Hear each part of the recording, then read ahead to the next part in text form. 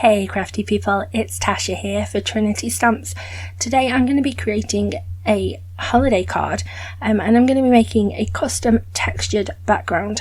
Think along the lines of those debossing cover plate dies that you can get. So these are the products that I'm going to be using. I've got two of the just the layered sets, the A2 rectangles and the circles. Then this is the stitched Winter Winds die, the Season's Greetings cut and foil, and the layering Pine Forest stencil. So I'm lining up the first part of the stencil onto an A2 panel of Superior White cardstock from Wow, and I am speeding through this a little bit because I have actually done another video on this stencil, so I will have that linked up above in the cards if you feel like you want a bit more information on how it works. But what I wanted to show you is that this is a 6-piece stencil, but you don't need 6 different inks in order to use it. So I've chosen 3 of my favourite blues. For these are Catherine Pooler inks, and the first time I use that ink, I apply it with a really light hand, and then on the next stencil I apply the same ink but with a much heavier hand, and then I swap to the next ink, and I continue like that until I've got all 6 layers done. And it's just an easy way to use these kinds of stencils if you don't have lots and lots of inks. So there's my finished stencil.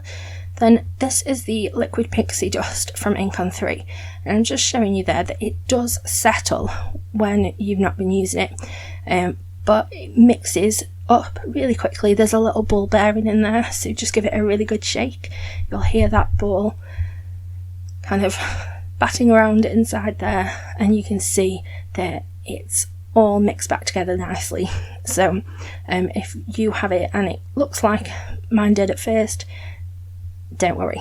So I've just added a few drops onto this. Is just an old card, the gift card that I'd got, and I'm just using a paintbrush to just splatter some of that on.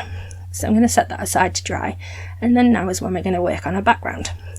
So this is the Stitched Winds Autumn Breeze Winter Winds. It came out in the autumn release, but it also works with the Winter Winds stamp set that came out in this last release. So I've got, this is a panel of £120 accent opaque cardstock, because I want a really thick cardstock to stand up to how many times I'm going to be running this through my die machine. So this die, it doesn't actually cut, it just presses a stitched pattern all over your cardstock. So I put it in once, then I flipped it so it was on the other side of my cardstock, and I ran that through again. Now you could leave it at that, but I decided that I wanted to just fill up the little extra bits of space that there were just here, there and everywhere around the panel. But you want to make sure that you start by filling the centre, and then you can add the little bits onto the edges easily enough. So as you can see, because I need it to be able to fit through my die cutting machine, I am having to sort of twist and turn it to get it right, but that's no problem.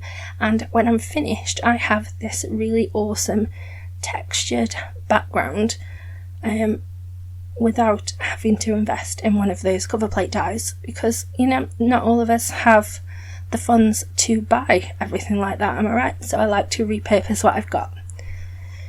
So now my Pine Forest is dry, and I'm going to cut a circle. This is the 3rd largest from that set, from the Pine Forest.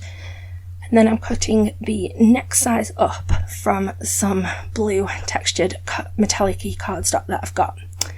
I did cut a circle from the centre of that because I didn't want to waste the cardstock, and I'm just layering that pine forest piece on top of the blue circle, so that just gives me a nice little frame. So I'm deciding where I want this to sit on my panel, and then I'm just going to add a bit of wet glue and stick it on. So I decided to have it down in the lower right hand side, just sort of sticking off my panel a little bit. So off camera I've also die cut the pieces that I need for my sentiment. I've got the Season's Greetings. I've got it cut from some silver glitter cardstock, and then I've layered that on top of one of the, I cut it from some of that blue cardstock as well. So I'm showing you here, I want to have part of my sentiment on that circle and part of it off, but it'd be sitting a bit uneven because, you know, that circle is like 1 and a bit pieces of cardstock thick. So I die cut the start of each of the words again from that blue cardstock. So I decided where I wanted it to sit, and I knew that really I just needed the G and the R to have that extra layer, so I've glued those on, and then when I attach my word sentiment onto the card, it's going to sit nice and level, which is brilliant. So before I went ahead and stuck the Seasons part on, I thought I had better cut that edge off because I didn't want to end up sticking it onto a part of it that I was intending to cut off. So I ended up with the Seasons. I just went for it all on the forest panel bit, so I didn't need to worry about adding any extra layers to it. So I'm just adding the little apostrophe and then the little tiddle, which is the dot above the I. Ever since I learnt that word, I just love it. I really, really love it. It's just so sweet. It just makes me chuckle. So I'm adding one blue tiddle and then adding another dot of glue and adding the silver tiddle on top.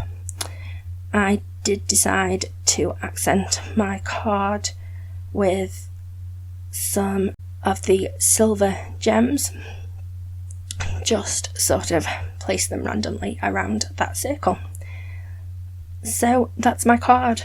I hope that you'll give it a go. If you do, like me, you like a little bit of texture on your plain white backgrounds, then have a look through your stash, see what dies you've got that you could use. So I hope that you like the card. Leave us a comment below. I've got another video up on the screen that I think that you might be interested in, and if you aren't already subscribed, then I'd love it if you'd please consider it. Have a lovely, happy, safe and wonderful week. Stay crafty. Bye.